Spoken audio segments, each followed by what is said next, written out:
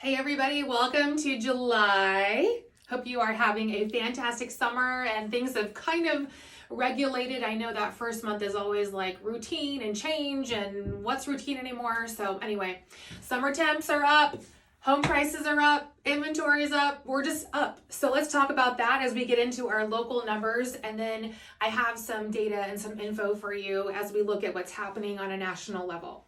All right, so in Champaign County for the month of June, since today is July 1st, we are going to be looking back at what June did. We are at an increase of almost 13% on this June's numbers versus last June's numbers for what houses sold for. So the average sales price was $291,000, about $553. So that is up. Home prices have continued to go up as we see them. Homes available for sale. I gave you a little segue. Things are up, right? So we're seeing that number go up also versus where we were June of last year.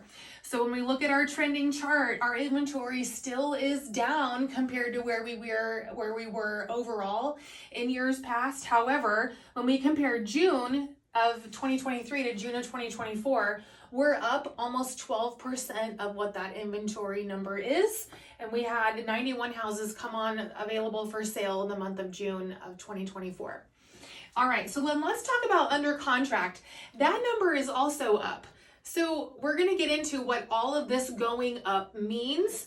But specifically, when we look at under contract from June of 2023 to June of 2024, we saw an increase of 9.5%. We had 95 properties go under sale in June of 2024. So when we talk about what's going up, all these things, our prices going up, our inventory is going up, our under contract has gone up. I think the thing really to look at is what we see in the month of July. This is where we see things start to turn. We saw, okay, let's shift over a little bit. And when we talk about our national news, this normally is a reflection of what we see here locally. And we're going to get into more detail, but overall in May this year, we saw seller peak pricing for the month of May. Okay, we are still trending up here locally, but in May, historically, that's that number, especially in 2023 on a national level, we saw the peak. In June, we saw a peak of the number of houses that were going under contract. And then what that means for a demand standpoint, where we see things now is slowing, and that's because of interest rates. So these two were a buyer or a seller focus, and this demand is a buyer focus number or an indicator. We see things typically slow down, especially this year in the month of July. We can anticipate that because of these interest rates. A couple of other things that are factoring into things slowing are our property taxes have gone up with these home values, and then also insurance numbers have gone up. So without a change in our interest rates as anticipated, they are still hanging high over that 7 number. So until those start to come down, these other factors are slowing that demand. So we really see it that first week of July with the holiday.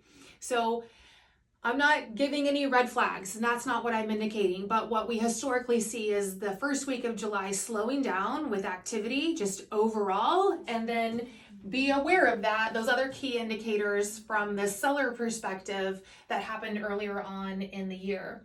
So what is happening? What are we seeing locally with things going up, things trending up, including inventory? We are seeing an increase in price adjustments.